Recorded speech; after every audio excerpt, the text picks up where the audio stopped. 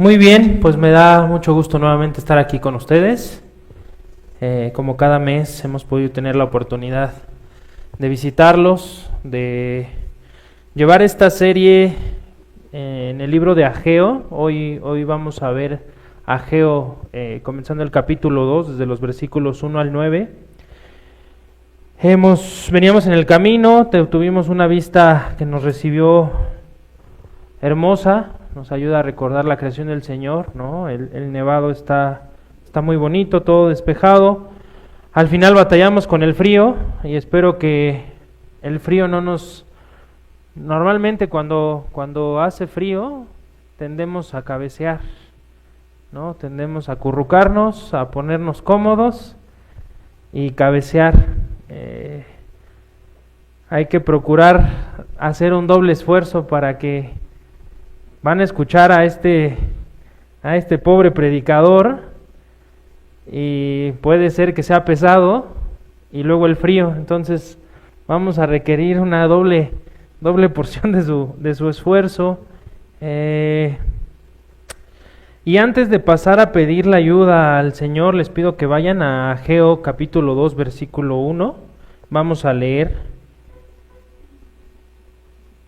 Entonces comenzamos en el versículo 1. En el mes séptimo, a los 21 días del mes, vino palabra de Jehová por medio del profeta Ageo, diciendo: Habla ahora a Zorobabel, hijo de Salatiel, gobernador de Judá, y a Josué, hijo de Josadac, sumo sacerdote, y al resto del pueblo, diciendo: ¿Quién ha quedado entre vosotros que haya visto esta casa en su gloria primera? ¿Y cómo la veis ahora? ¿Cómo la ven ahora? ¿No es ella nada delante de sus ojos? Pues ahora, Zorobabel, esfuérzate, dice Jehová. Esfuérzate también, Josué, hijo de Josadac, sumo sacerdote, y cobrad ánimo, pueblo todo de la tierra, dice Jehová. Trabajad, porque yo estoy con vosotros, dice Jehová de los ejércitos, según el pacto que hice con vosotros cuando saliste de Egipto. Así mi espíritu estará en medio de vosotros, no teman. Porque así dice Jehová de los ejércitos: de aquí a poco yo haré temblar los cielos y la tierra, el mar y la tierra seca, y haré temblar a todas las naciones, y vendrá el deseado de todas las naciones, y llenaré de gloria esta casa, ha dicho Jehová de los ejércitos. Mía es la plata y mío es el oro, dice Jehová de los ejércitos. La gloria postrera de esta casa será mayor que la primera, ha dicho Jehová de los ejércitos. Y dará paz en este lugar, dice Jehová de los ejércitos. Oremos. Bendito Señor, nuevamente estamos aquí completamente agradecidos por la oportunidad, Padre, de poder predicar tu palabra, por el amor que has tenido con esta nación, de que tu palabra y tu verdad son predicadas. Señor, rogamos que tú envíes obreros, que tú envíes obreros fieles, idóneos. Sabemos que la mies es mucha y la necesidad que hay, Padre. Dependemos completamente de ti en todo, para poner atención, para poder estar parados aquí. Señor, tú eres quien sostiene la voz, tú eres quien sostiene el cuerpo. Te pedimos que tú, Padre, obres la presencia especial de tu Espíritu Santo en esta tarde, que podamos estar atentos, prevenidos, que hayamos llegado aquí, Señor, habiéndonos preparado desde el domingo anterior para poder evitar los ataques del enemigo, los dardos que constantemente nos está arrojando. Sabemos que Él no descansa, que anda como león rugiente. Y por eso te pedimos, porque tengamos corazones y mentes preparadas para el mensaje que tienes preparado en esta tarde.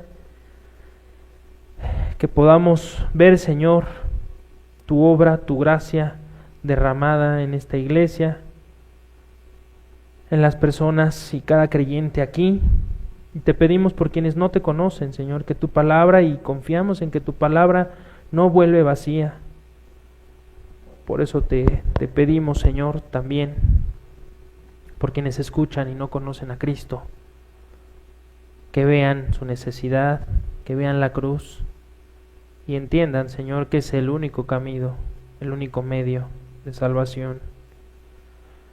Pues muertos estamos en nuestros delitos y pecados, todos sin Cristo. Por eso te pedimos, te seguimos rogando por las diferentes iglesias, por la predicación de tu palabra en todas ellas, y nuevamente por el mensaje, Señor, por este mensaje tan importante, que después de reprensión nos traes con ánimo. Todo esto te pedimos y te agradecemos en Cristo, nuestro Rey y Salvador. Amén.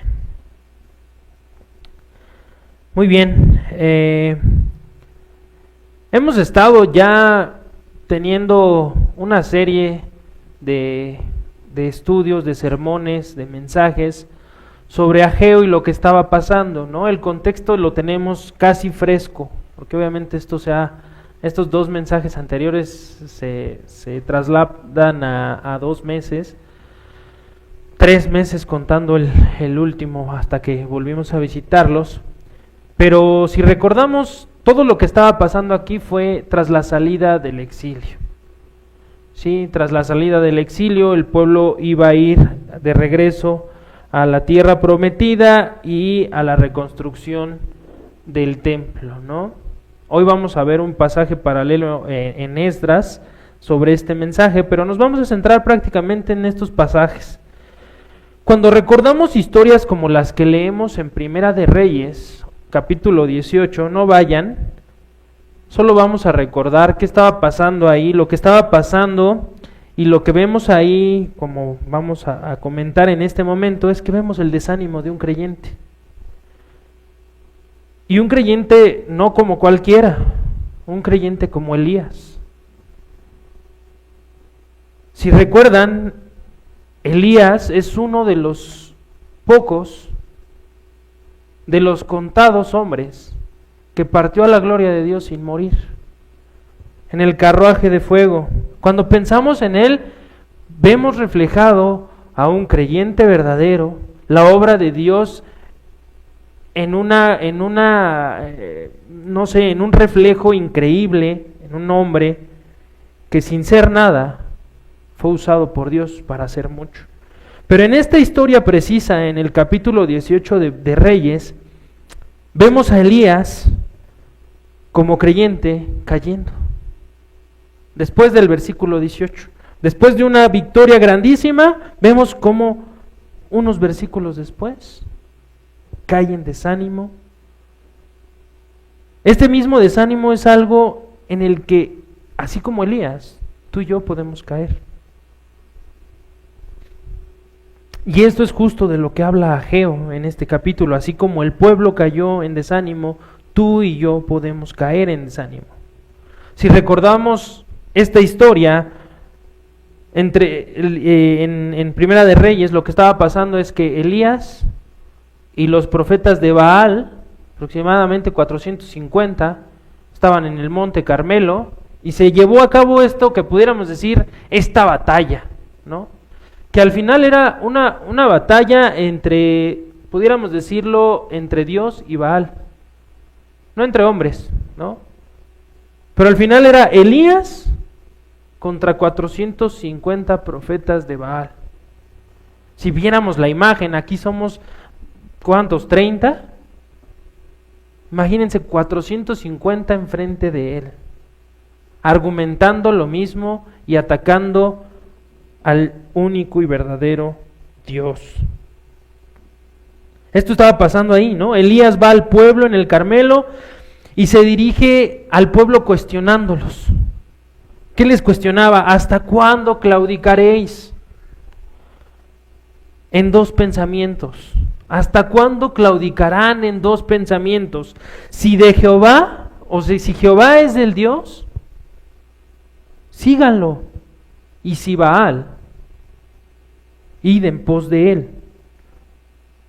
Pero estaban entre que sí, entre que no, entre que si Dios, que si... Y ante esta acusación, ante esta pregunta, ante esta cuestión, el pueblo no respondió nada. Y entonces Elías les volvió a decir, ¿no? Le vuelve a decir al pueblo, solo yo he quedado profeta de Jehová. mas de los profetas de Baal hay 450 hombres. Un hombre contra 450. A muchos les llega el temor al enfrentar con la verdad a uno o dos. Y vean, ese uno o dos pueden ser familiares.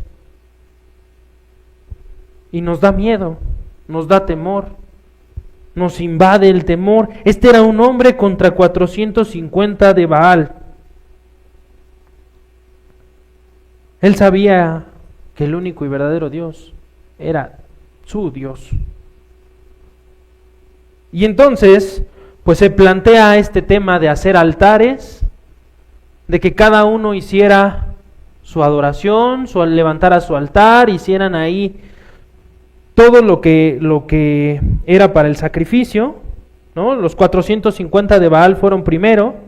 ¿Y qué pasó con ellos? El texto nos cuenta que desde la mañana hasta el mediodía ellos estaban rogando, estaban clamando, pero nadie respondía. Saltaban alrededor del altar y nada. Y vean, este es un pasaje que nos dice que Elías se burló de ellos. Se burló de ellos, diciéndoles: griten más fuerte, háblenle más fuerte, porque quizás su Dios está distraído. Quizás su Dios anda en otro lado, no está atento a sus peticiones. Quizás su Dios incluso está dormido. Entonces hay que gritarle para que despierte. Esto fue lo que les dijo Elías. Ellos se llenaron de sangre, gritaron y saltaron, pero llegó la hora del holocausto y nadie respondió. Nadie respondió. Entonces, en el versículo 30, en Primera de Reyes 18, leemos: entonces dijo Elías a todo el pueblo: acérquense a mí.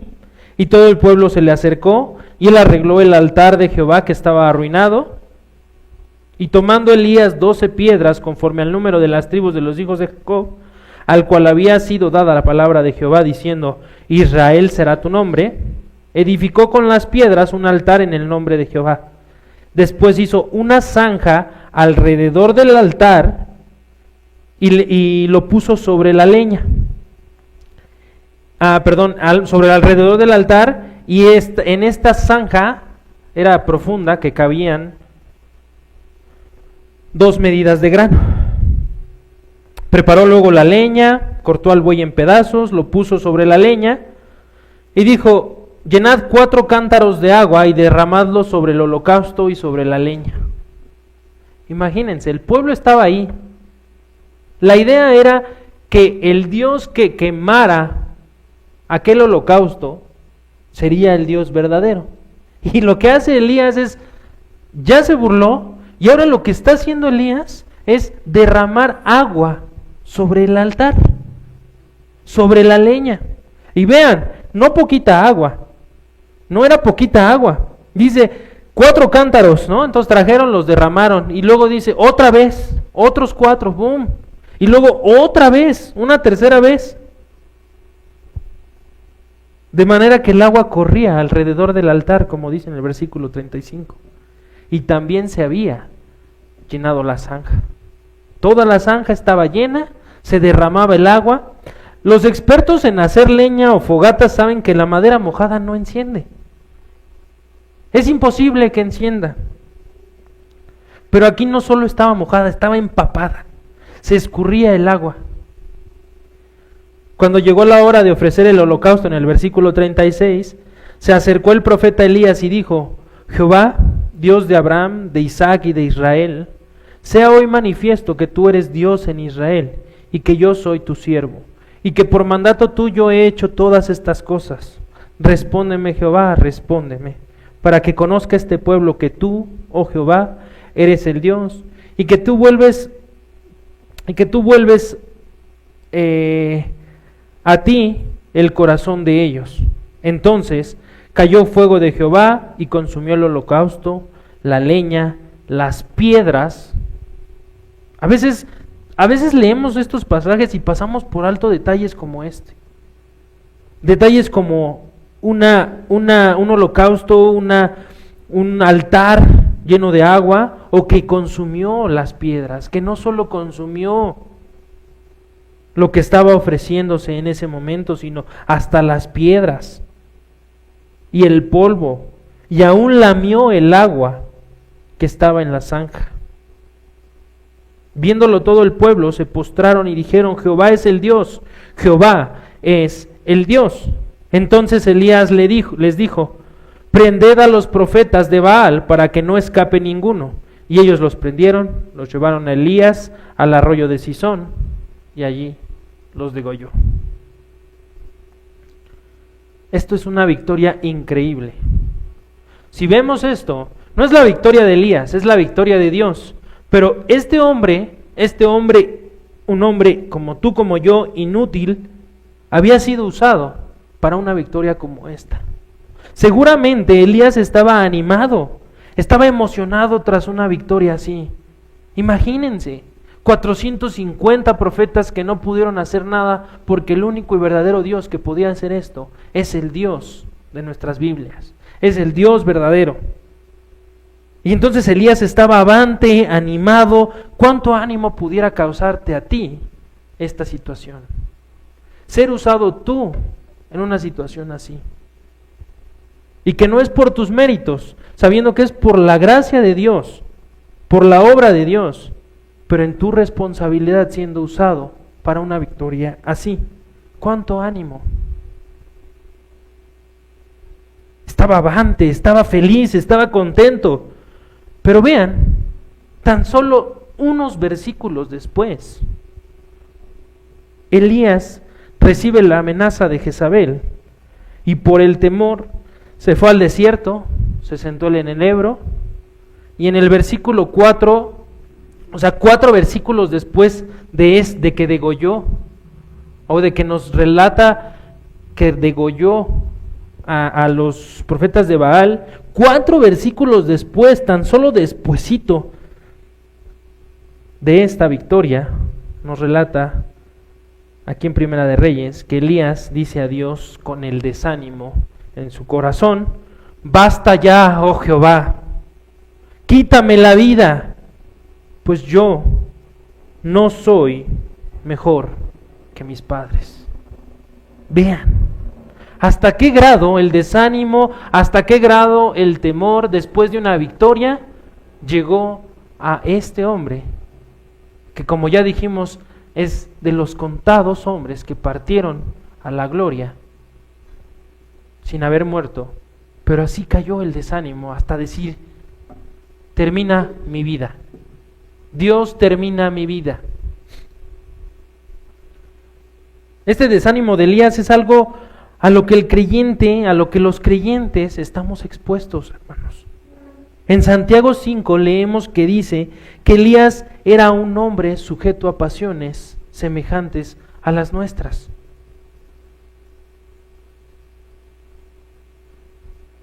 Tú y yo estamos sujetos a este desánimo. Tú y yo estamos sujetos a esto. El desánimo no es algo que solo le pasa a los incrédulos o a los neófitos o a los bebés en la fe. Esto le pasa a los Elías, a los Pablos, a ti y a mí, ¿cuánto más? Y es precisamente este desánimo que afectó a Elías, el mismo desánimo que afectó al pueblo de Israel en el pasaje que leímos en Ageo 2, y que afecta a cada uno de nosotros. Pero llegamos al capítulo 2 y viene algo que creo que es increíble. Dios habla al pueblo de Israel, nos habla a nosotros a través del profeta Ageo y nos da el antídoto, nos dice por qué no hemos de desanimarnos. Nos da ese antídoto contra el desánimo. Si separáramos del 1 al 9 los versículos en 2 secciones, sería del 1 al 5, vemos la provisión de Dios o la bendición de Dios hoy. Y del 6 al 9, la provisión de Dios o la promesa de la bendición de Dios para el mañana. Ahora vamos a bosquejar nuestro pasaje aquí en Ageo 2 en 5 puntos principales, si es que quisieran tomar apunte, y es el que está aquí, son los 5 puntos que están listados en el pizarrón. Ahora, no lo vamos a hacer punto por punto, lo vamos a hacer pasaje por pasaje, pero vamos a contemplar estos 5 puntos principales. El primero es el llamado a la perseverancia en la obra de Dios, que va del versículo 1 al 4. Y es que Dios, a través de Ageo, anima al pueblo a no desanimarse a pesar de las aparentes limitaciones y dificultades. En el versículo 4 y 5, la promesa de la presencia de Dios con ellos. Dios reafirma su presencia entre ellos. En los versículos 6 y 7 tenemos un recordatorio a hallar ánimo en la soberanía de Dios. Dios declara que hará temblar los cielos, la tierra, las naciones. Dios declara que de Él son el oro, la plata. Y luego vemos el versículo 8, donde Dios asegura que todos los recursos necesarios, que es aquí donde vemos lo del oro y la plata, son necesarios para su obra y que le pertenecen. Que todos esos recursos que son necesarios para su obra le pertenecen. Y por último, el último punto que vamos a enfocar es el versículo 9, que es la gloria futura o la provisión de Dios para el mañana. Aquí donde Dios promete que la gloria de este templo será mayor que la anterior. Ahora, vamos a ir versículo a versículo y tomemos nuevamente el versículo 1. Vamos a leer del 1 al 4. En el mes séptimo, a los 21 días del mes, vino palabra de Jehová por medio del profeta Ageo diciendo: habla ahora a Zorobabel, hijo de Salatiel, gobernador de Judá, y a Josué, hijo de Josadac, ¿no? Vean, aquí hay algo muy importante, y algo que se repite mucho en el libro de Ageo, es vino palabra de Dios. Primero, eso es algo que es una fórmula que se repite en el libro de Ageo, vino palabra de Dios. La importancia, lo veíamos en nuestro mensaje anterior, la importancia de la predicación de la palabra. Lo decía el hermano Gustavo hace rato en la oración, sabemos y recordamos y conocemos que sin la predicación de la palabra nadie puede ser salvo. Ese es el medio que Dios ha querido usar, porque por medio de la fe, por medio de la palabra y de la predicación, la fe viene, ¿no? Porque es por el oír, y el oír la palabra de Dios. Entonces, aquí en esta fórmula en Ageo, vemos cómo se repite. En cada uno de el capítulo anterior se repite varias veces, aquí nuevamente vino palabra de Dios. Y aquí algo también que se destaca es cuántas veces se repite Jehová, Dios de los ejércitos. Jehová, Dios, la importancia y la eminencia que da a Dios, ¿sí? Pero justamente en esta primera sección vemos el primer versículo y a veces, como les decía, dejamos pasar por alto cosas tan importantes como esta, que creemos que a veces las fechas, que a veces cuando nos dan un día, pues podemos dejarlo de largo, pero para el contexto de nuestro texto del día de hoy, lo que estaremos estudiando, esto es algo importantísimo, porque nos ayuda a entender qué estaba viviendo el pueblo. Justamente ¿cuándo? El mes séptimo a los 21 días del mes, es decir, en el día 21 del mes séptimo pasó esto. Ahora, ¿por qué es importante? No están ahí por accidente, ninguna palabra, ninguna cosa en nuestras Biblias está ahí por accidente o simplemente porque se le patinó a quien escribió, a quien fue usado, a la herramienta. En este caso, los 21 días del mes séptimo, cuando Ageo habla a Zorobabel, a Judá, a Josué y al resto del pueblo, era la fecha que se celebraba la fiesta de los tabernáculos. Ahora, o el Sukkot. Ahora, algo que es muy interesante es que justamente el mes séptimo era el mes con más festividades de todo el año. Era el mes con más festividades de todo el año, desde el primer día hasta el último día. Y justamente desde los días 15 hasta el 22 se celebraba la feria de los tabernáculos, o la fiesta de los tabernáculos, más bien. ¿Y qué era la fiesta de los tabernáculos? Era esta fiesta en donde el pueblo habitaba en tiendas recordando cómo Dios los había guardado y librado en el Éxodo. Entonces estaban, y obviamente cuando eran estas celebraciones, no podían trabajar.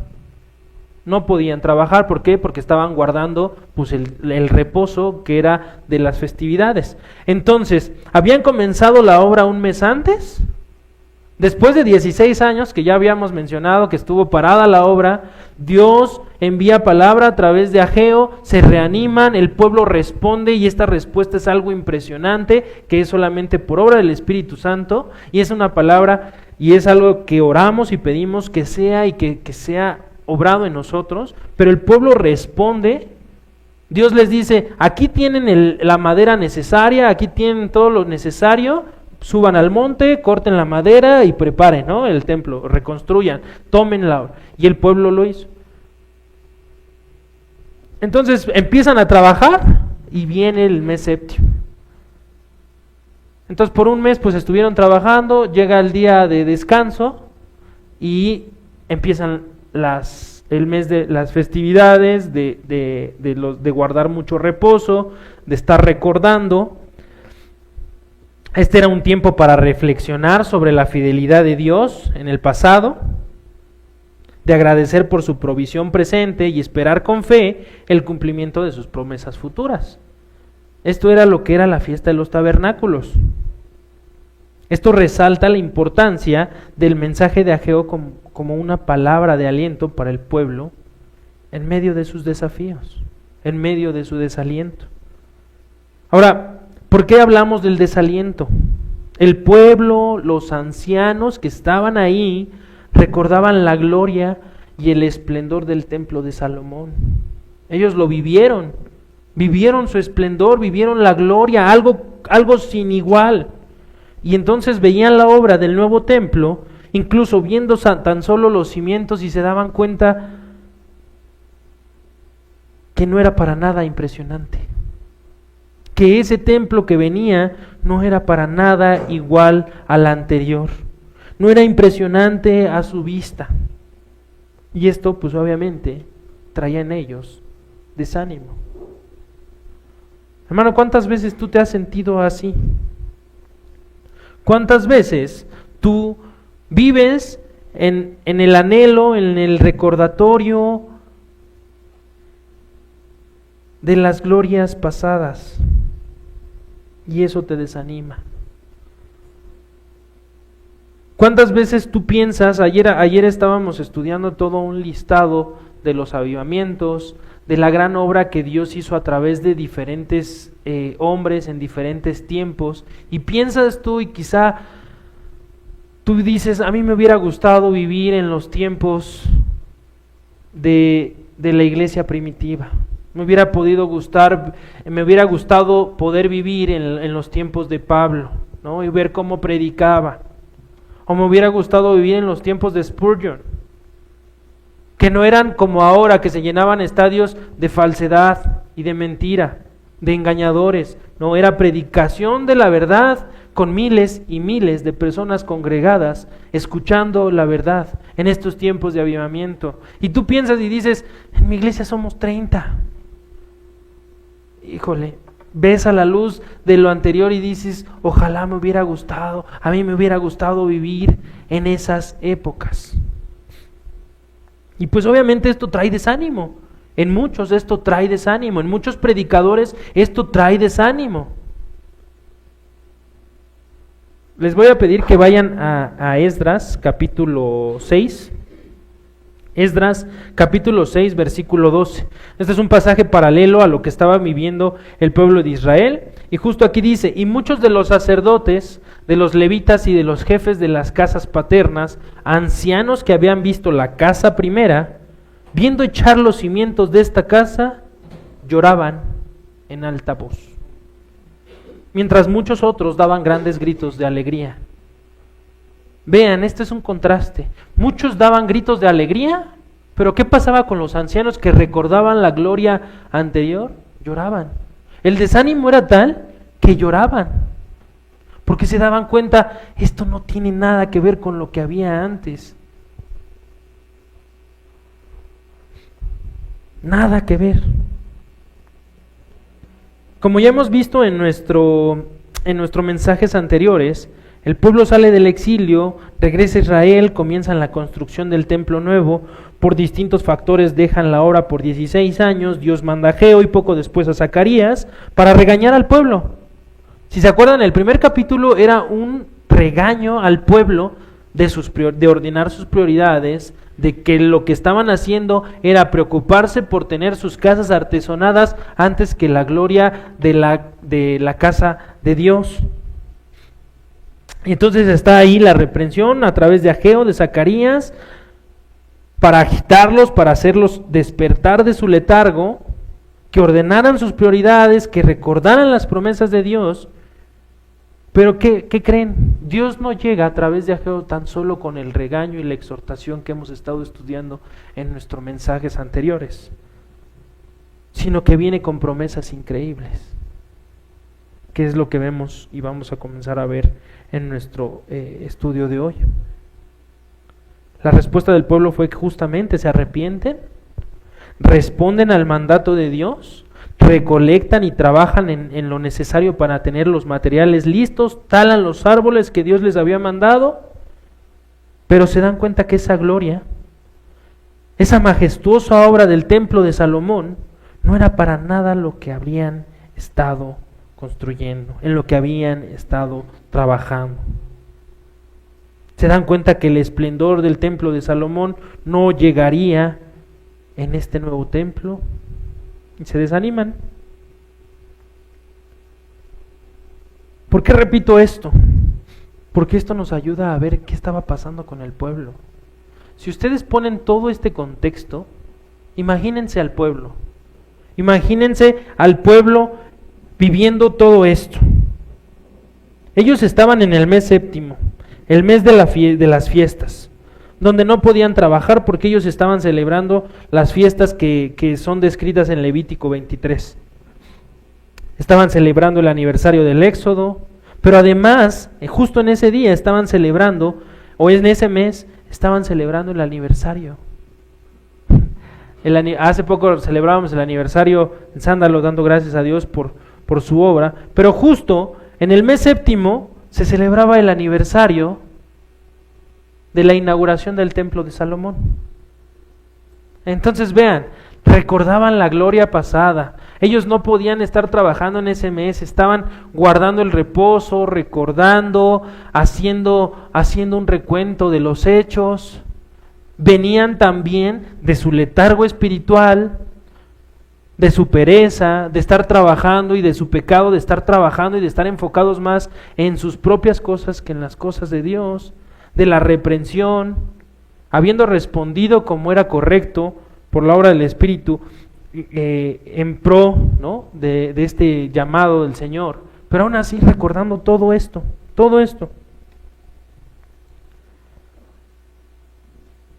Pues obviamente, si pueden imaginarlo, era mucho lo que estaban viviendo. Eran muchos los factores para sentirse desanimados. Una época nostálgica para el pueblo. Era un tiempo de nostalgia para el pueblo.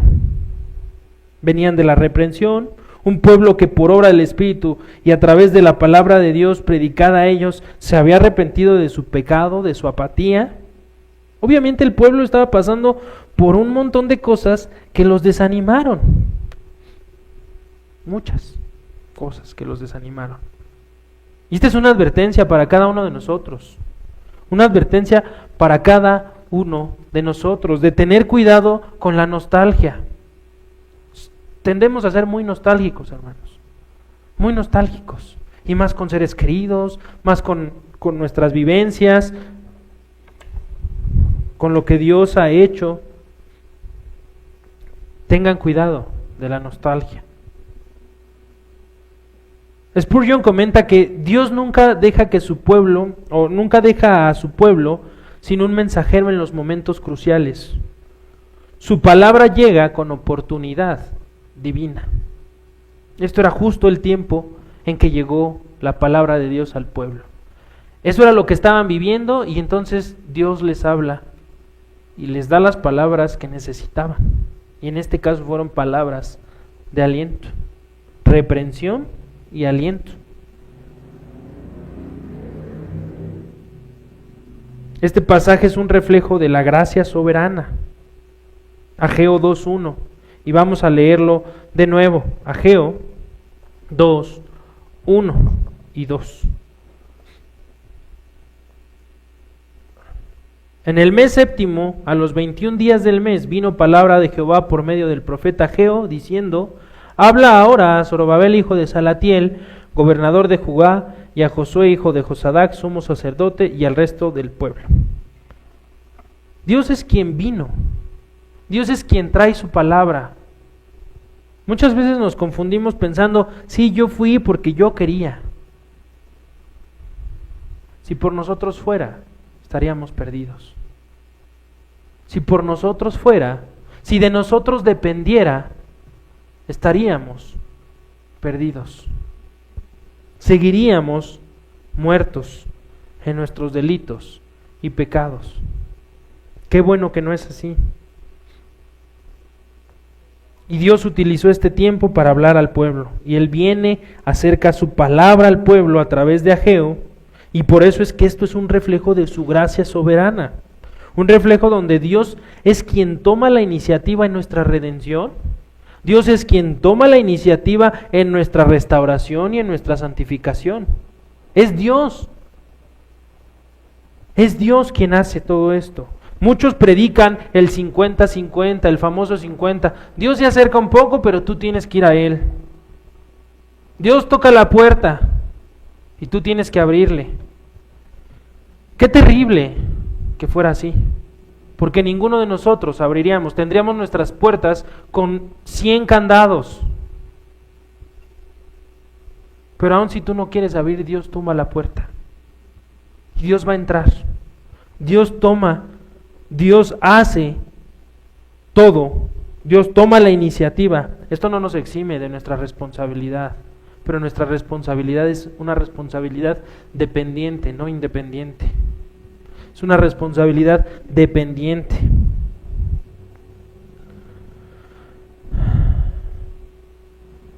En estos pasajes vemos cómo la voz de Dios no está sujeta a nuestras circunstancias o a nuestro mérito.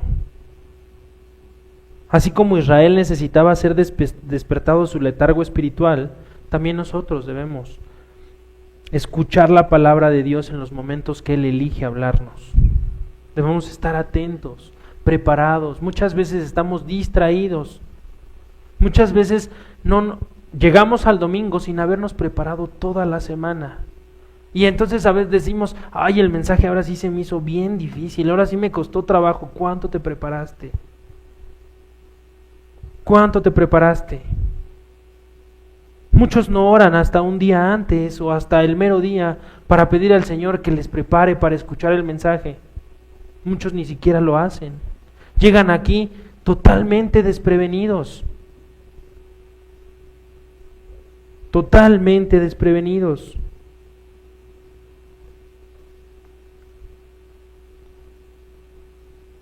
Él es quien elige, Él es quien pone los momentos, pero debemos estar atentos, hermanos. Debemos estar atentos a su palabra. Así como el pueblo de Israel necesitaba ser recordado y animado, así nosotros somos recordados hoy. El contexto histórico y cultural del pueblo de Israel en esos momentos enfatiza el propósito de recordar el poder y la fidelidad de Dios.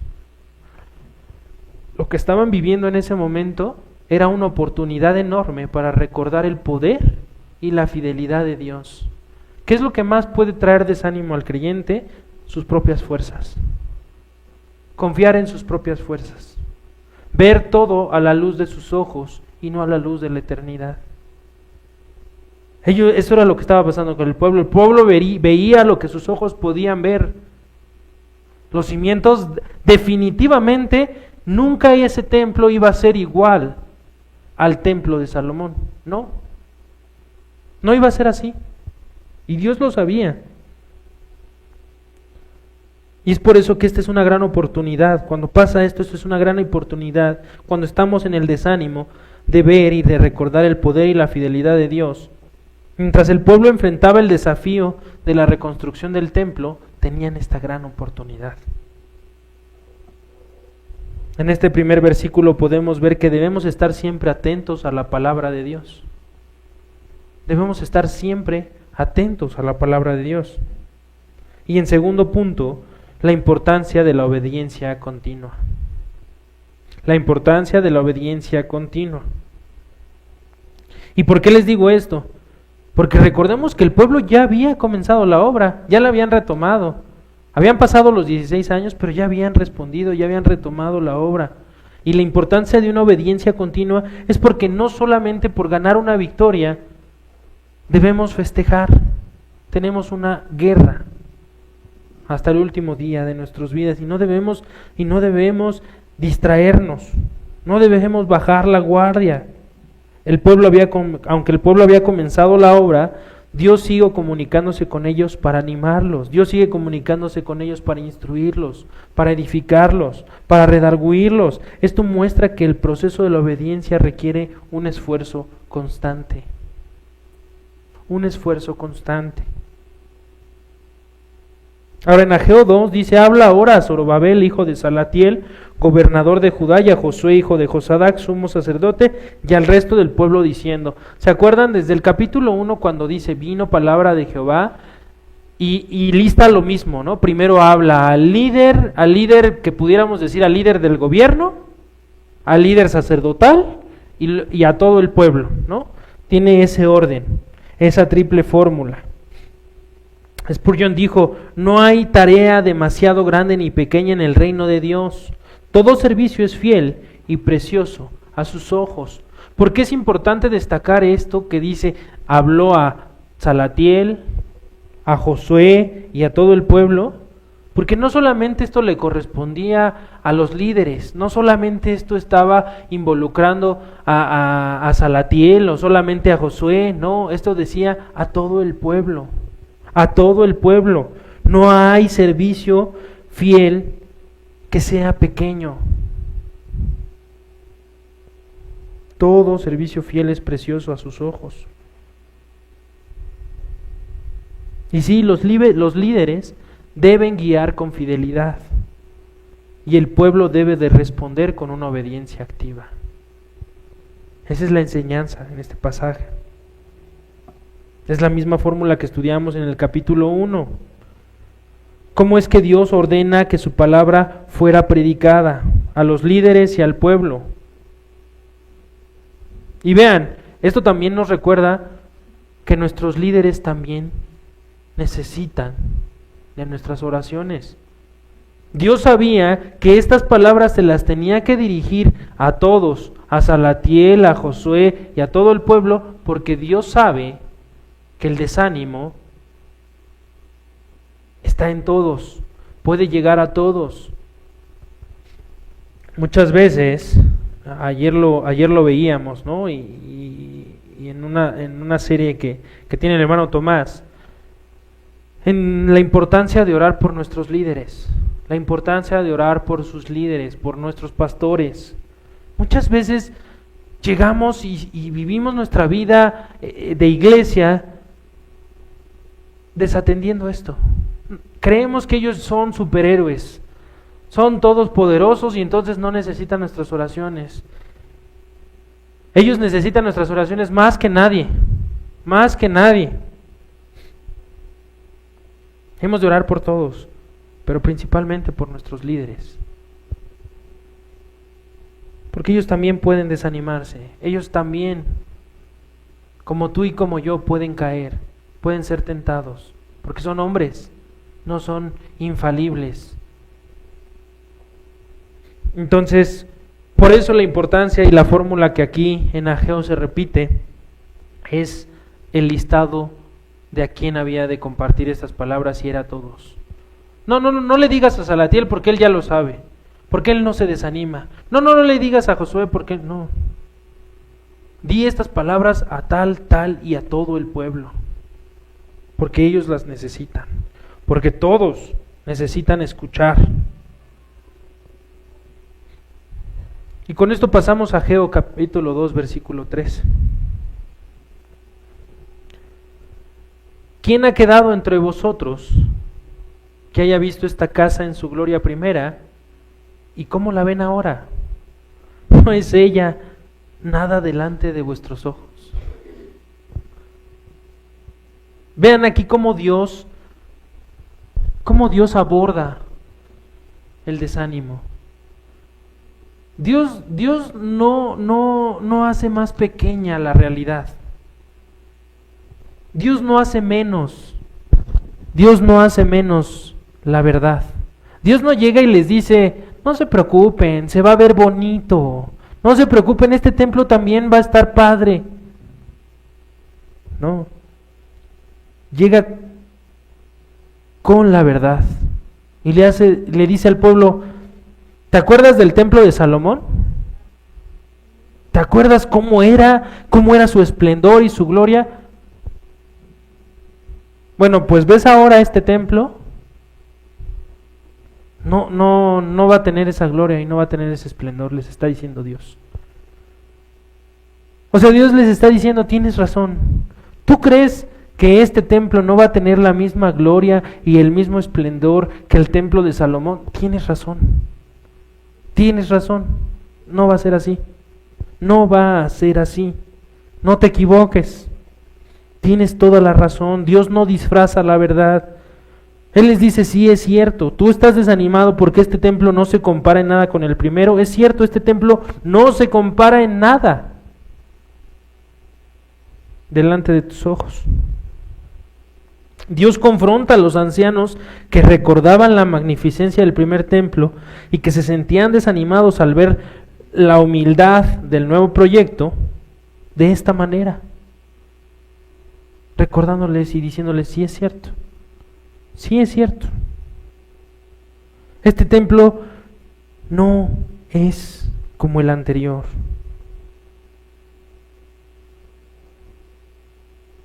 Y aquí les está, este versículo también aborda el problema de comparar el pasado con el presente.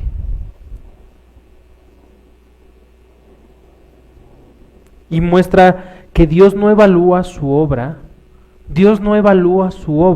en términos humanos, en apariencias humanas. Nuestro Dios no es un Dios de apariencias humanas. Él sopesa los corazones. Él ve más allá de lo que nosotros, tú y yo, podemos ver. Y por eso es que todo esto lo tenemos que ver a la luz de la eternidad. Porque el pueblo veía lo que podía ver y entonces se desanimaba. Porque no entendía que la gloria no estaba en paredes y varillas. La gloria estaba en la presencia de Dios. No era ni siquiera la obra del pueblo, era la gloria de Dios y la presencia de Dios en ellos.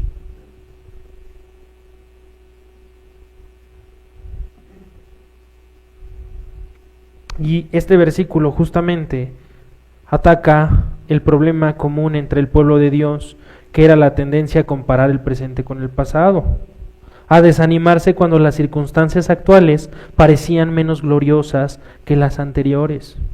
Los ancianos que habían visto el primer templo recordaban su esplendor, pero no podían ver la gloria futura, no podían ver que la gloria futura del templo que estaban construyendo sería mucho mayor. Desde una perspectiva teológica, este pasaje nos desafía a confiar en que Dios obra de maneras que trascienden nuestras expectativas humanas. Dios obra de manera que trasciende lo que tú y yo pudiéramos siquiera esperar. La verdadera gloria del templo no estaba en su estructura física, como lo mencioné, estaba en la presencia de Dios. Y esto, fíjense, todo lo que vamos a ver el día de hoy apuntaba a algo muchísimo más grande.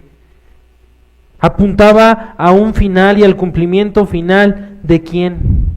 De Cristo. Todo lo que vemos aquí apunta a Cristo, el verdadero templo de Dios, la gloria real, la eminencia en todo. A Cristo, quien es el templo verdadero, como dice Juan capítulo 2, y en quien habita toda la plenitud de la deidad. Si recuerdan nuestra serie en Colosenses. Como dijo John Owen, el hombre juzga por las apariencias. El hombre juzga por las apariencias, pero la gloria de Dios se manifiesta de manera que el ojo natural no puede discernir. Otra vez, el hombre juzga por las apariencias. Tú y yo juzgamos por las apariencias. Nuestra mente es limitada. Nuestra mente es pequeña comparada con la de Dios. Estamos limitados. Pero la gloria de Dios se manifiesta de manera que el ojo natural no la puede ver, no la puede discernir. La verdadera belleza del reino de Dios está en su obra redentora, no en adornos externos. El pueblo había dejado de ver incluso la gracia de Dios en ellos. El pueblo había dejado de ver la obra de Dios en ellos. ¿De dónde los había sacado? Por la pura misericordia que tuvo con ellos. Todo lo que habían vivido, ese peregrinaje, los años de cautiverio, tantas victorias. Llegaron avantes a la tierra después de la lejanía y de los peligros del camino. Un montón de victorias. Pero estaban comparando algo que podían ver.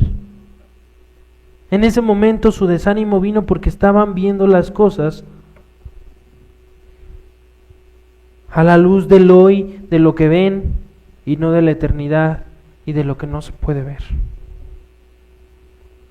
Así que, hermano, el llamado del versículo 13 es a evitar la trampa de la comparación.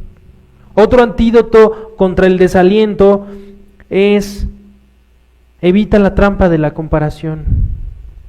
No solamente con tus glorias pasadas, o no solamente con las glorias de otros en el pasado. Evita compararte con otros. Evita compararte con otros. No midas la obra de Dios por su apariencia externa. No la compares con experiencias pasadas. Dios trabaja de maneras nuevas y significativas en cada etapa de la vida. Y siempre para su gloria. Siempre para su gloria. Otra lección en este pasaje es: busca la gloria espiritual, no la material. Busca la gloria espiritual y no la material. Aprende, hermano, a valorar las cosas espirituales por encima de lo que puedes ver. La gloria de Dios no está limitada por lo que el hombre considera impresionante.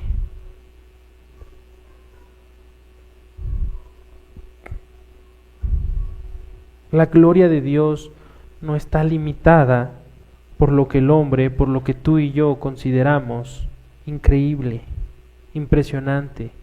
Tú y yo nos impresionamos con muy poco. Pero la gloria de Dios es aún más impresionante que cualquier cosa. Y otro antídoto que encontramos en este pasaje es que hemos de encontrar ánimo en la fidelidad de Dios. Hemos de encontrar ánimo en la fidelidad de Dios. Usualmente en casa, con mi esposa, cuando oramos y damos gracias y hacemos acción de gracias por los alimentos, agradecemos siempre su fidelidad. La fidelidad de su promesa del pan de cada día.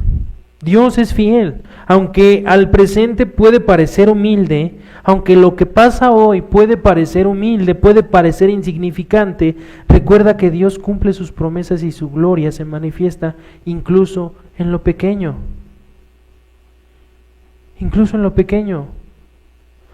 Si tú piensas en el pasado y dices, me hubiera gustado vivir en la época de tal o de cual, piensa ahora a la luz de lo que te acabo de mencionar, de que Dios cumple sus promesas y su gloria se manifiesta incluso usando lo más pequeño. Y así ha sido. Si tú piensas en Spurgeon como alguien grande, era alguien insignificante y Dios lo usó. Es por la gloria de Dios, no por la gloria de hombres. Si tú piensas en Elías, Elías pidió, termina con mi vida, porque eso es el hombre, pero en las manos de Dios. En las manos de Dios está la verdadera gloria. En eso encontremos ánimo. En eso encontremos ánimo, no en lo que vemos, no en lo que nuestros ojos pueden juzgar. Ahora, en Ageo capítulo 2, versículo 4. Ahora pues, Zorobabel, esfuérzate, dice Jehová. Vean, aquí está el llamado, ¿no? Entonces ya les dijo, a ver, es cierto, esta gloria, la gloria de este templo no va a ser igual a la de Salomón. No se va a parecer en nada. Tienes toda la razón. Sí es así. Pero ahora ve lo que manda. Zorobabel, esfuérzate, hijo, dice Jehová. Esfuérzate también Josué, hijo de Josadac, sumo sacerdote. Y cobrad ánimo, pueblo todo de la tierra, dice Jehová. Vean, aquí está el ABC, ¿no? ¿Qué tengo que hacer? Esfuérzate. ¿Qué tenía que hacer el pueblo? Esforzarse. ¿Y luego qué? Cobrad ánimo, animarse y trabajar. Y trabajar. ¿Y por qué? ¿Por qué habían de hacer esto? Y esta promesa es increíble. Porque yo estoy con vosotros, dice Jehová de los ejércitos. En este versículo Dios le da un mandato claro a los líderes y al pueblo. Les dice, esfuércense y trabajen. Esfuérzate y trabaja. Dios llama a los líderes y al pueblo a ser fuertes y a perseverar en la reconstrucción del templo. La motivación principal para trabajar es la promesa de su presencia. Les dice, esfuércense y trabajen porque yo voy a estar con ustedes. Porque yo voy a estar con ustedes.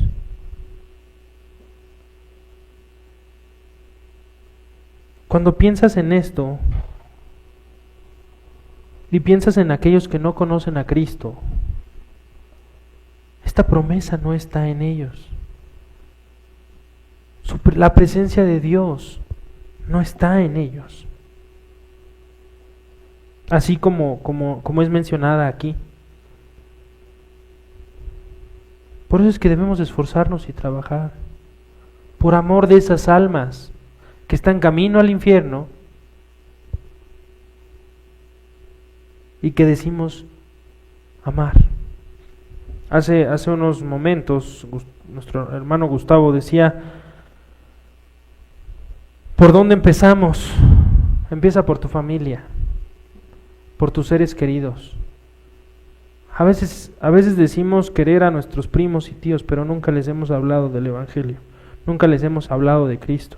O a veces tenemos miedo de decirles quién es Dios y su necesidad de Él. De estar como Elías frente a 450 diciéndoles, al Dios que amas no es el Dios verdadero. El Dios en el que dices creer no es el Dios de tu Biblia, no es el Dios de nuestras Biblias.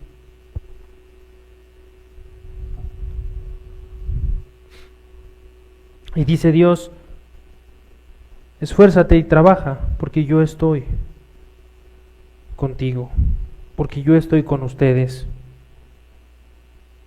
Este llamado a esforzarnos no es una exhortación a confiar en nuestras propias fuerzas. No es una exhortación a confiar en fuerza humana, sino una reafirmación de que el trabajo fiel se lleva a cabo bajo la garantía de la presencia de Dios.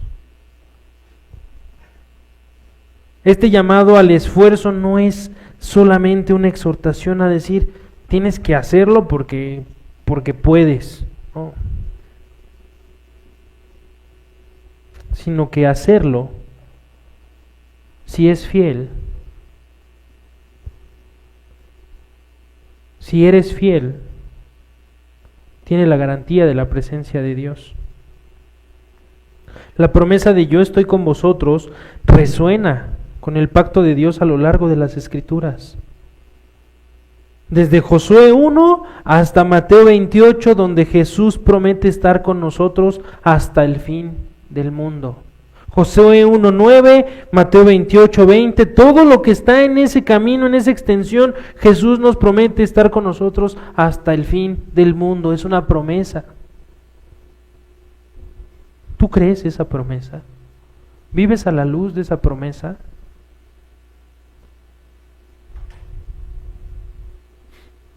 Este versículo también nos enfatiza que el trabajo en la obra de Dios debe de realizarse con valentía, con esfuerzo y con confianza en que Él está presente. Debemos de ser valientes,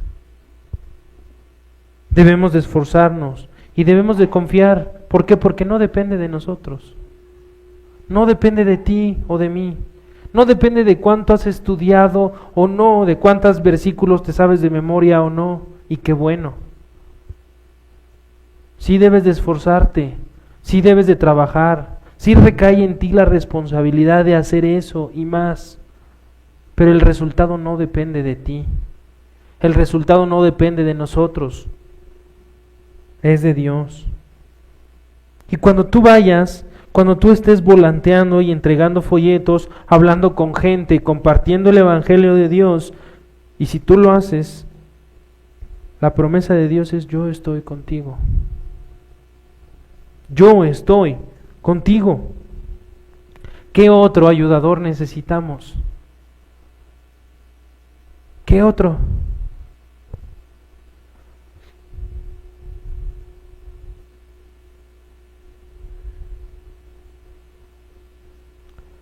En una predicación de Spurgeon enfatizó sobre este texto el siguiente párrafo: el poder de la obra del creyente no reside en su habilidad.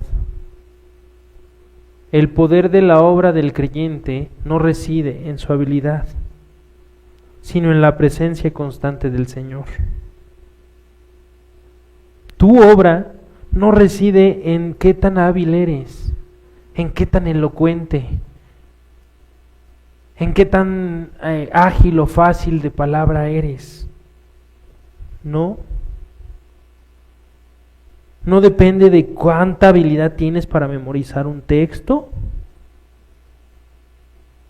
de crear bosquejos para poder predicar, de generar resúmenes. No depende de tus habilidades, sino en la presencia constante del Señor. Si Dios está con nosotros, ninguna tarea es demasiado ardua.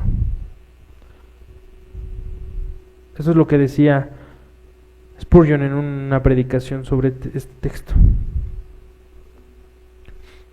Y vean, este pasaje, el pasaje de ahora Zorobabel, esfuérzate también tú, Josué, y toda la tierra, y trabajen, también es un recordatorio de la doctrina, o subraya la doctrina de la perseverancia de los santos, asegurando que aquellos que son llamados por Dios también son sostenidos por su gracia para cumplir su obra. Su presencia es una firma de lo que creemos, de que la salvación no se pierde, de que Dios sostiene por su gracia al creyente para cumplir su obra. Recuerdo que seguramente muchos han escuchado este tema, donde cuando pensamos en la predicación a un familiar o a un amigo, la advertencia está en que si tú no lo haces y Dios lo quiere en su reino, si Dios lo tiene escrito en el nombre, en el libro de la vida, Él va a ser creyente y le va a llegar la palabra por alguien más, pero tú habrás perdido la oportunidad. Y no solo eso, uno de los pasajes que a mí más me impacta, y creo que ya lo he comentado en este púlpito, es el de la atalaya, en donde la advertencia está en que si tú no avisaste, si tú no estuviste atento en tu labor de atalaya, la sangre de aquellos que mueran por manos del enemigo será derramada sobre ti, su sangre sobre ti. Son palabras duras, pero reales.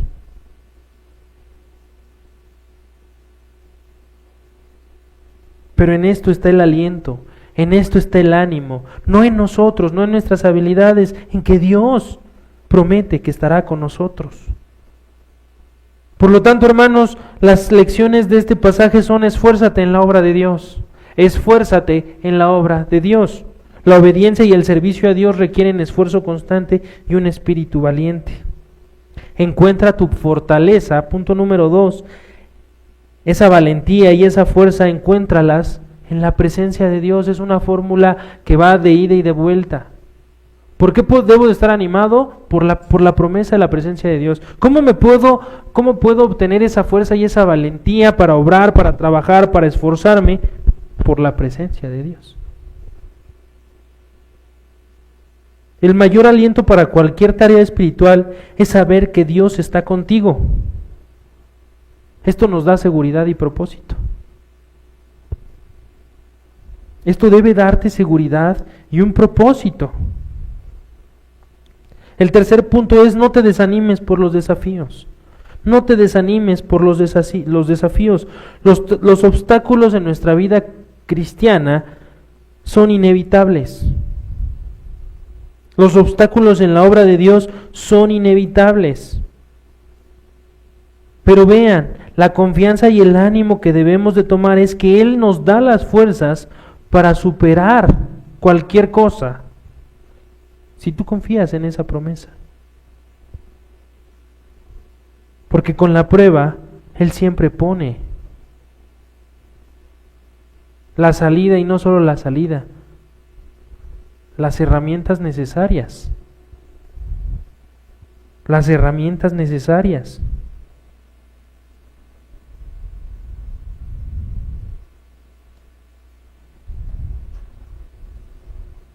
Y un cuarto punto de este versículo, una cuarta lección, un cuarto antídoto que obtenemos de este versículo es: trabaja en comunidad.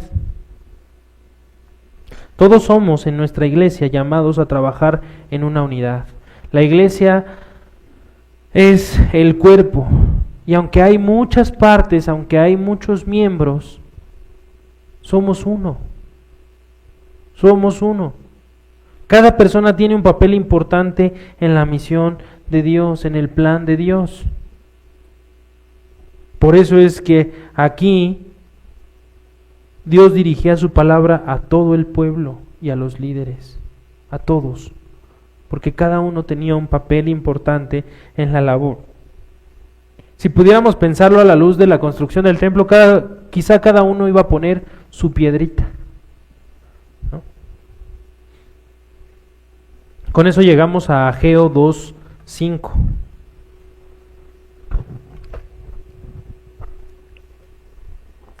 Según el pacto que hice con vosotros cuando saliste de Egipto, así mi espíritu estará en medio de vosotros, no temáis.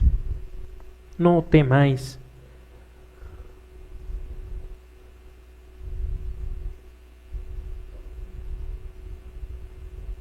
No, aquí vean, según el pacto que hice con vosotros cuando saliste de Egipto. ¿Desde cuándo estaba este pacto? Desde que salieron de Egipto. Así el Espíritu estará en medio de vosotros. No teman. En este pasaje vemos una conexión entre la promesa actual y el pacto que se había hecho en el Éxodo, este pacto mosaico, recordando al pueblo que Dios es fiel a sus promesas. Dios a través de Ageo habla del pacto del Éxodo y recuerda al pueblo cómo Dios los libró del poder y cómo su presencia los guió por el desierto. Si se acuerdan, cuando es esta salida del Éxodo, y aquí sí era visible, ¿no? Estaba la columna de fuego enfrente de ellos guiándolos de noche. Podían ver, tenían ahí a sus ojos la presencia de Dios guiándolos. Entonces aquí Dios les está recordando: ¿no te acuerdas todo lo que hice? ¿No te acuerdas que yo estuve contigo en todo esto? Recuérdalo. Y así como lo recuerdes, así como estuve en esos momentos, ahora yo estoy en medio, el Espíritu está en medio de vosotros. No teman. Aquí en un momento de desánimo, Dios reafirma que su Espíritu sigue con ellos. Si tú estás desanimado, hermano, encuentra consuelo en el Consolador. Y enviaré al Consolador. Si tú estás desanimado, acuérdate que el Espíritu de Dios está contigo. Está presente. Dios nos reafirma que su Espíritu sigue con nosotros. Si tú eres creyente, esta es una promesa que debes abrazar. Este pasaje resalta la inmutabilidad de Dios. ¿Qué significa esto? Su fidelidad en el pasado es una garantía de su fidelidad en el presente y en el futuro. Dios no cambia. Dios no cambia. Así como fue fiel en el pasado, es fiel en el presente y será fiel en el futuro. La presencia del Espíritu de Dios no es una realidad temporal, tampoco es una realidad condicional. No es, si tú haces esto, mi Espíritu va a estar contigo. Dios les está dando esta promesa, no a causa o a consecuencia de algo que ellos hicieran. No, la palabra de aliento es, va a estar, está ahí, recuérdalo, está ahí. No por lo que tú hagas, pero que eso, el saber que el Espíritu está ahí, te lleve a hacer lo que tienes que hacer, a actuar en consecuencia.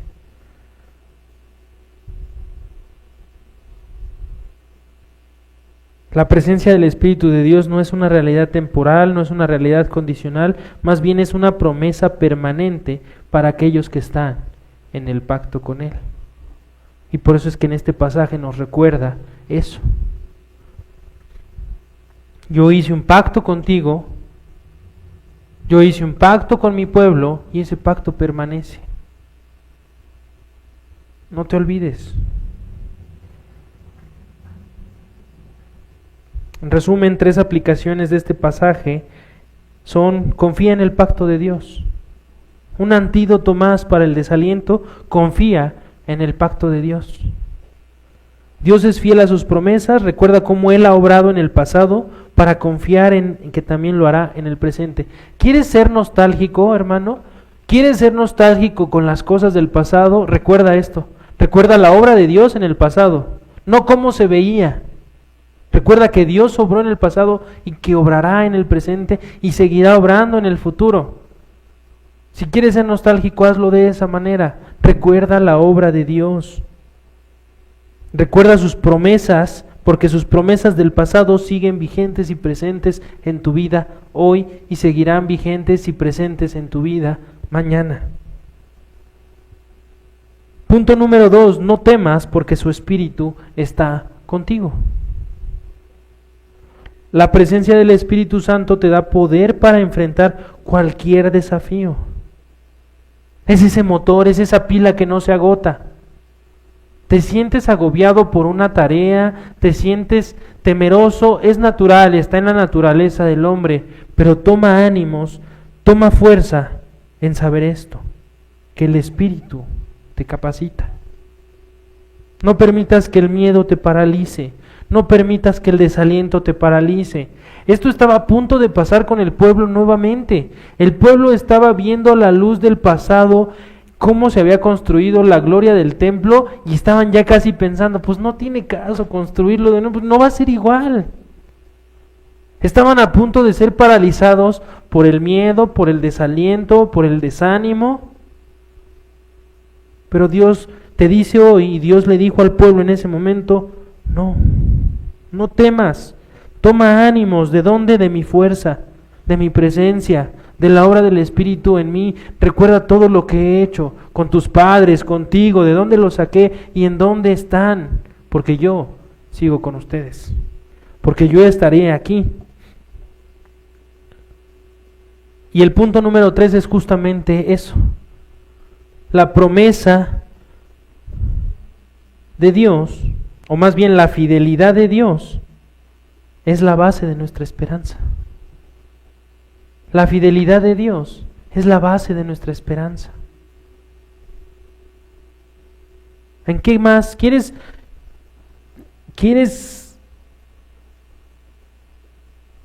el punto clave? Todos estos son puntos claves. Pero una gran herramienta de la esperanza es recordar la fidelidad de Dios. Tu esperanza debe forjarse, debe sostenerse en la fidelidad de Dios. En la fidelidad. Los tiempos difíciles no invalidan las promesas de Dios. Dios no es como el Dios de los profetas de Baal, o como los dioses de los profetas de Baal. No es un Dios que cuando clamas a Él no escucha porque anda dormido.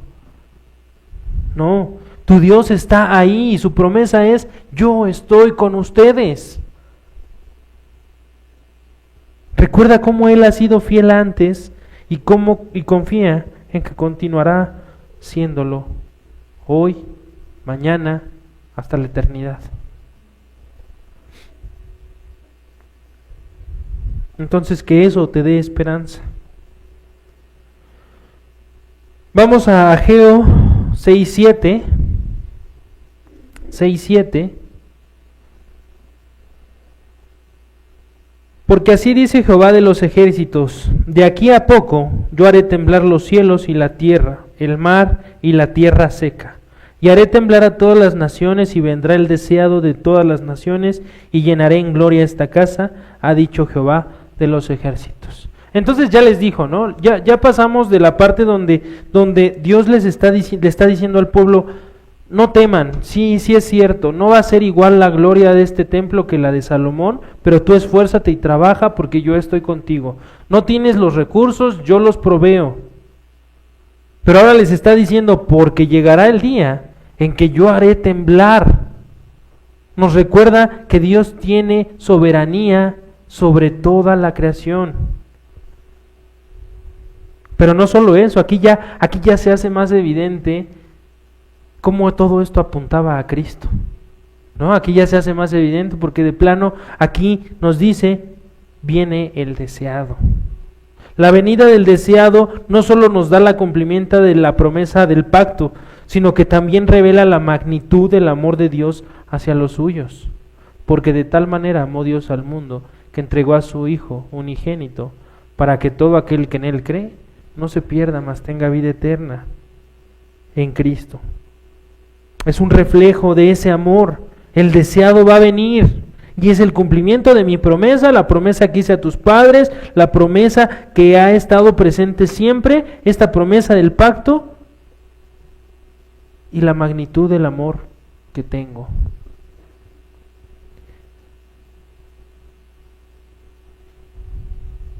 Como lo decíamos, en su fidelidad, en estas palabras, en estas promesas, está nuestra esperanza, y en Cristo, que es la mayor promesa. Ahora, la gloria de la que habla este pasaje, la gloria que llena la casa, no es meramente una restauración física, sino una manifestación de la presencia divina de Cristo. En el Nuevo Testamento, en Hebreos capítulo 12, no vayan, se los leo, nada más pongan atención. Hebreos capítulo 12, versículo 26, la voz del cual conmovió entonces la tierra, pero ahora ha prometido diciendo: aún una vez, y conmoveré no solamente la tierra, sino también el cielo. Y esta frase, aún una vez, indica la remoción de las cosas movibles como cosas hechas para que queden las inconmovibles. Así que, en el versículo 28, así que recibiendo nosotros un reino inconmovible, tengamos gratitud y mediante ella sirvamos a Dios, agradándole con temor y reverencia, porque nuestro Dios es fuego consumidor. Vean, aquí nos está diciendo: yo haré temblar la tierra, es decir, yo haré que las cosas, que este templo que estás preocupado por construir y que no va a ser igual al pasado, lo voy a destruir, va a caer, voy a hacer temblar, las cosas se van a destruir, todo lo voy a derrumbar, pero van a quedar las cosas que no se mueven, las cosas inconmovibles perdurarán. Así que nosotros, recibiendo un reino inconmovible, tengamos gratitud. Antídoto contra la idolatría, la gratitud. Antídoto contra el desaliento también. Otro antídoto contra el desaliento es ser agradecido. Y que ese agradecimiento nos lleve al servicio, a servir a Dios con temor y reverencia. En este pasaje nos conecta con la inauguración del reino eterno en Cristo. Este reino no puede ser sacudido, el reino de Cristo no puede ser sacudido, es ese reino inconmovible. Y la estabilidad de ese reino ha de ser un consuelo para ti y para mí, hermano. Ese reino no va a acabar, ese reino no se va a tambalear, no va a tener conflictos, no va a haber guerras. Es un reino que no va a ser movido. Y en esa estabilidad hallemos consuelo y ánimo. Hallemos consuelo y ánimo. Las aplicaciones prácticas de este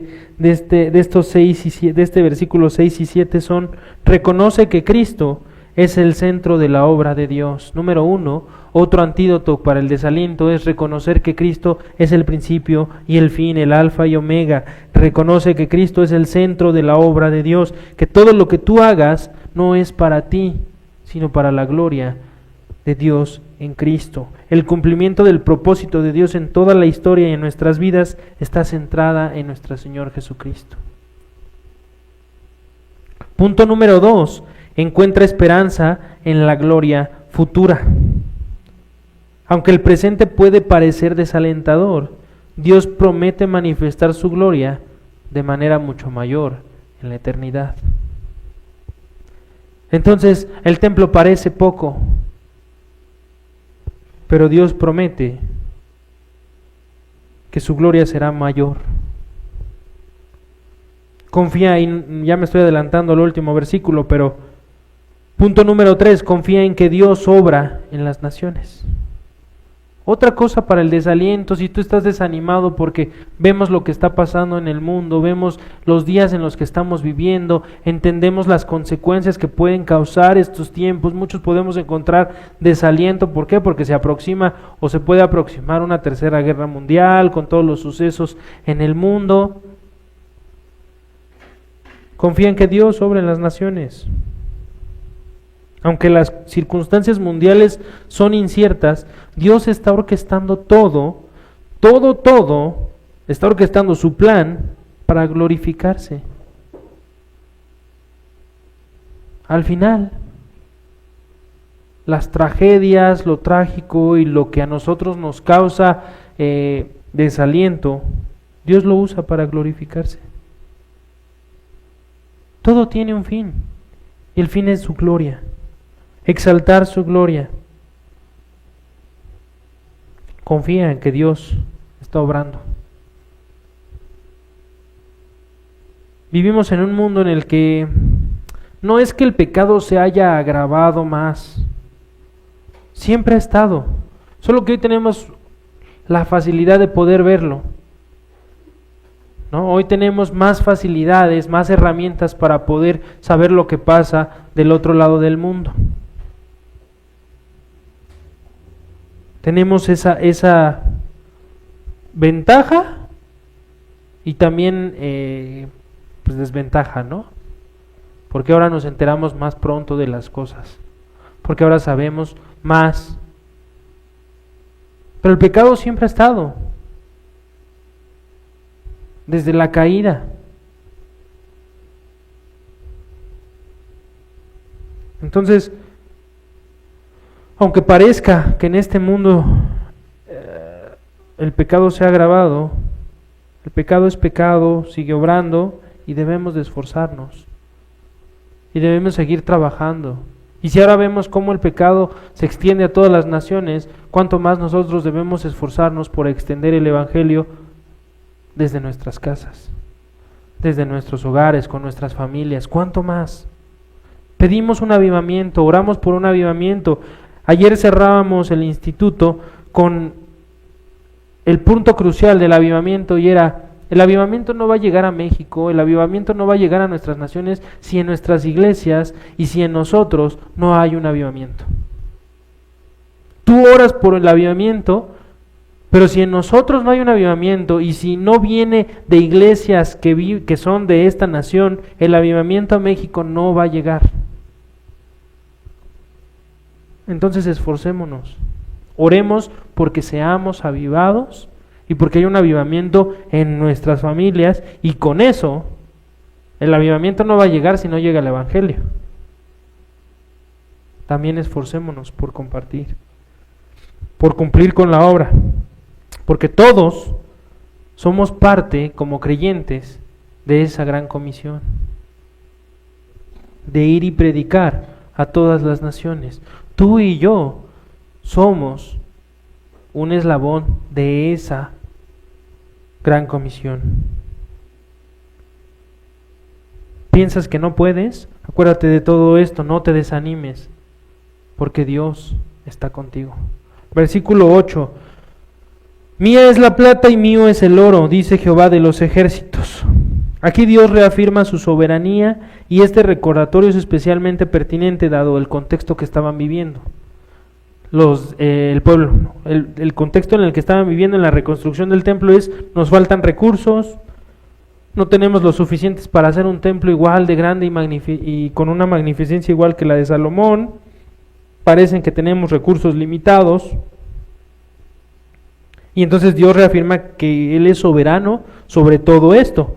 Pero este pasaje de mía es la plata y mío es el oro, va más allá. Al declarar que toda la plata y el oro le pertenecen, Dios subraya que Él es la fuente de toda provisión. ¿Tú te sientes desanimado porque crees que no tienes lo necesario? ¿Porque crees que no tienes las herramientas necesarias? Qué bueno que no depende de ti. Bueno, la provisión es de Dios. La provisión es de Dios y su obra nunca carecerá de lo necesario. Nunca carecerá de lo necesario. Este versículo refleja el principio de la providencia divina. Dios provee para su obra según su voluntad y en su tiempo.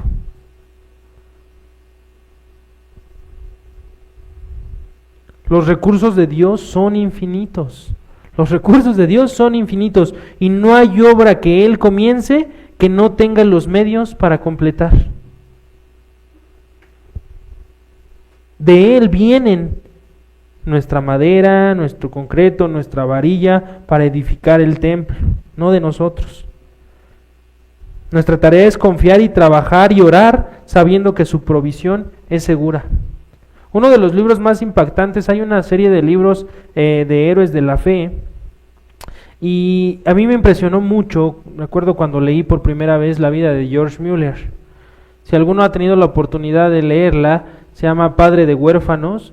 George Mueller trabajó en una época en donde en Londres pues había muchos huérfanos, ellos los acogían, no tenían los recursos suficientes, pero aún así estaban haciendo la obra como creyentes, él y su esposa, y bueno, pasan una serie de cosas en la vida de George Mueller, pero recuerdo mucho la historia de un día en donde se acercan con George Mueller, eran ya muchísimos los huérfanos que tenían en acogida, y entonces llega con ellos los que preparaban los alimentos y todo, y entonces ya estaban todos a la mesa y llegan con George y le dicen: no tenemos. No hay comida y no hay bebida. Y entonces George les dice: pongan la mesa, preparen la mesa, pongan los cubiertos, pongan los platos y todo. Y entonces, pero es que no tenemos. Y entonces les dice: preparen la mesa, ¿no? Y entonces se pone a orar.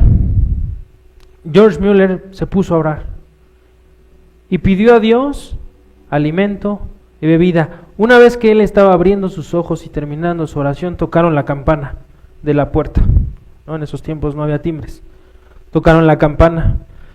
Abriendo la puerta, un carruaje que llevaba la leche que provisionaba a todo el pueblo se había descompuesto.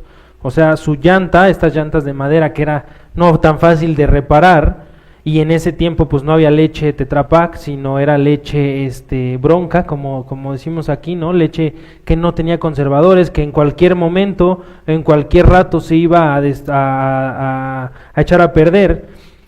Y entonces le dice, pues ¿sabes qué? Te regalo la leche porque de todas maneras se me va a echar a perder.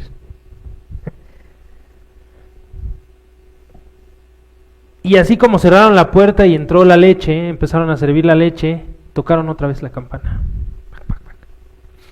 Una vecina había pasado toda la noche cocinando pan para ofrecerla a los huérfanos. Ella le comentó a George Mueller que no había podido dormir, porque en su corazón había algo que la llamaba a preparar pan para los huérfanos. Este es el Dios en el que creemos.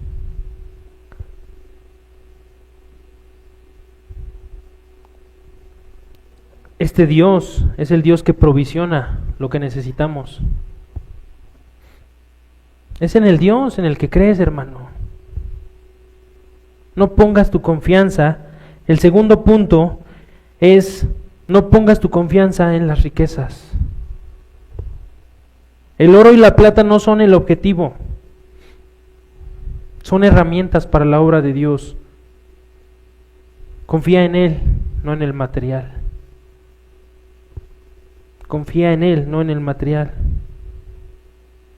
Y un tercer punto es la mayordomía. Administra con sabiduría lo que le pertenece a Dios. Así como Él es el que provisiona, nosotros somos llamados a administrar con sabiduría lo que le pertenece a Él. Y no solo aplica a cosas materiales, hermanos. Muchas veces pensamos en la mayordomía en términos de dinero, de bienes. No, la mayordomía también viene en el tiempo. Administra tu tiempo, administra tus dones, administra tus habilidades, administra todo lo que Dios te ha dado para su obra. Como todo es de Dios, debemos usar todos los recursos, todos los dones, todo lo que Dios nos ha dado en un enfoque que glorifique su nombre. George Mueller no acogía a huérfanos para su gloria. Los preparaba para que conocieran a Dios, para que fueran hombres de bien, porque les enseñaban oficios para la gloria de Dios. 2:9, Ageo 2:9, y con esto concluimos. Último estirón. La gloria postrera de esta casa será mayor que la primera, ha dicho Jehová de los ejércitos, y daré paz en este lugar, dice Jehová de los ejércitos. En este versículo Dios revela que el templo reconstruido superará. Ya llegamos a ese punto. Ya llegamos al punto que hemos estado apuntando, que estábamos preparando, en donde ellos decían: este templo no se va a parecer absolutamente en nada al templo de Salomón, el desánimo. Y ahora Dios llega, les da todas estas lecciones que ya vimos y remata con esto: porque la gloria de esta casa será aún mayor que la primera. ¿Y qué? Y daré paz en este lugar, dice Jehová de los ejércitos. Esto no se obviamente no se refiere a una mayor magnificencia física. No quería decir que ese templo sí iba a ser mayor físicamente que el de Salomón, no. Pero hablaba de algo muchísimo más grande, una gloria espiritual. Y vean, una gloria espiritual, ya que el mismo Cristo ministraría este templo. Esto lo pueden ver en Lucas 2, 46, 49. Cristo, el verdadero templo, quien ministra. Todo apuntaba a Cristo y a esto. ¿Tienes desánimo? ¿Estás desanimado porque este templo no se parece nada al de Salomón? Aún yo te digo que será mayor en todo su esplendor que lo que alguna vez se vio en el templo de Salomón. ¿Y por qué? por Cristo. Además apunta hacia el cumplimiento final del reino eterno, donde la gloria de Dios va a llenar todo. Apocalipsis 21.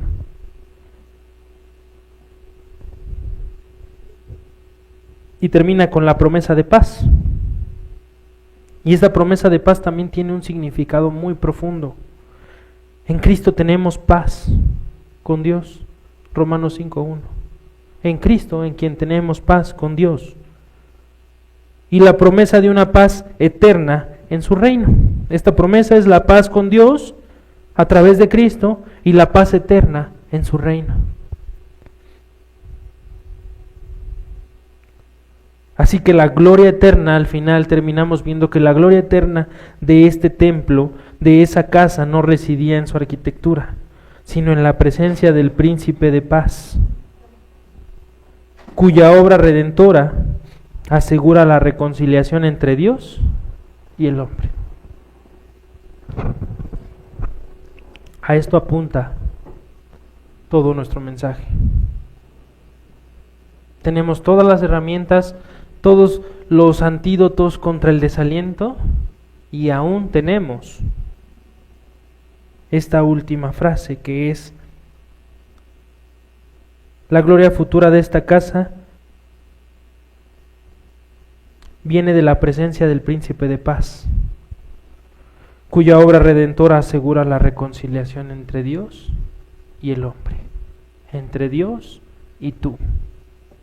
Mis hermanos, en este pasaje podemos ver que, punto número 1, debemos de confiar en la promesa de una gloria mayor. Dios puede transformar lo que parece pequeño o insignificante y lo transforma en algo glorioso para su propósito eterno. Punto número 2, descansa en la paz de Dios. Descansa en la paz de Dios. Estás desanimado, estás desalentado, descansa en la paz de Dios. La paz verdadera viene de su presencia. Busca su paz en medio de los desafíos y de las incertidumbres. Y punto número 3, mantén la perspectiva eterna. Lo veníamos mencionando en todo nuestro mensaje, pero ahora lo definimos de esta manera: todo ponlo a la luz de la eternidad. La gloria de Dios no se limita a lo visible. Tiene un propósito más grande, tiene un propósito eterno y que se cumplirá plenamente en Cristo. ¿Quieres saber todo lo que te pasa, todo lo que está obrando, en qué va a terminar? En Cristo y su gloria. Mis hermanos, este es un poderoso recordatorio de la soberanía de Dios, de su provisión, de su plan redentor, de la venida de Cristo. Este es un mensaje que no solo nos exhorta a perseverar en la reconstrucción del templo, no solo nos exhorta o exhortaba al pueblo de Israel a la reconstrucción de un templo físico, sino que también nos señala verdades eternas para todos los creyentes. Dios en su fidelidad anima a su pueblo a superar la desilusión del pasado. Nos recuerda que su obra no depende de la grandeza humana, sino de su gloria y su poder. Hace que pongamos nuestra mirada en sus promesas. Este mensaje nos llama a poner toda nuestra confianza, toda nuestra mirada, todas nuestras metas en sus promesas, en la promesa de su presencia eterna, la promesa de su soberanía y de su dominio de la creación, en su intención de llenar su casa con una gloria mayor, aún mayor que cualquiera. ¿Y qué mayor consuelo que el cumplimiento final en Cristo? ¿Qué mejor antídoto que saber que todo viene en el cumplimiento final en Cristo? El verdadero templo en quien habita toda la plenitud de Dios. Dios no solo garantiza su provisión material, sino que también asegura paz y estabilidad espiritual en tu vida. Él nos muestra que su reino no puede ser sacudido. En ti habita. En Cristo habita toda la plenitud de Dios. Y si Cristo está en nosotros, no puede ser movido. No debe ser movido. En eso recae nuestra confianza. Este texto nos anima a mirar más allá de nuestras circunstancias presentes. Nos ayuda a no mirar lo que está pasando ahora, porque si fuera así, nosotros tendemos a ahogarnos en un vaso de agua. Más bien este mensaje nos lleva a confiar en que Dios está llevando a cabo su plan soberano, incluso cuando los resultados visibles parecen insuficientes. Así que, hermano, la última aplicación práctica para ti es, y te hago estas preguntas: ¿confías en que Dios suplirá lo necesario para llevar a cabo su obra en tu vida y en tu iglesia? ¿Tú estás viviendo a la luz de esta verdad? ¿Confías verdaderamente en que Dios suple todo lo necesario para que tú puedas llevar a cabo su obra y que su obra también se cumpla en su iglesia? ¿Vives consciente de la presencia de Dios en todos tus esfuerzos diarios? ¿Te estás esforzando aún como si Dios estuviera actuando por ti? Y no solo en el ámbito físico, no solo en lo práctico, sino también en el ámbito espiritual. Es un llamado a considerar estas cosas. Y amigos míos, muchos están aquí, te hablo a ti que no conoces a Cristo. Muchos están aquí sin Cristo, muchos están aquí incluso cada domingo escuchando algo como esto por primera vez o ya habiéndolo escuchado por varias ocasiones, y están sin Cristo. Si tú estás aquí así, si tú has venido aquí hoy sin Cristo, si tú escuchas este mensaje y no conoces a Cristo, ninguna de las promesas que has escuchado hoy son para ti. Ninguna de estas promesas te puede dar consuelo y ánimo en la desesperación. Vives desanimado y vas camino a una eternidad de sufrimiento, de desánimo, de muerte, de lejanía de Dios, de desaliento eterno. Necesitas a Cristo. Como vimos hoy, todo nuestro mensaje y el mensaje de Ageo a Israel, además y principalmente, apuntaba a Cristo. Y este es el mensaje que has escuchado hoy. Sin Cristo estás perdido. Pero hay esperanza. Hay esperanza para ti hoy. Y dice Dios que si confesares con tu boca que Jesús es el Señor y creyeres en tu corazón que Dios le levantó de los muertos, serás salvo. Ve a Cristo, mira la cruz, arrepiéntete y serás salvo. Hermanos, que Dios nos ayude a vivir a la luz de esta verdad, que hallemos ánimo en sus promesas y a la luz de Cristo y su presencia eterna en nosotros. Vamos a orar.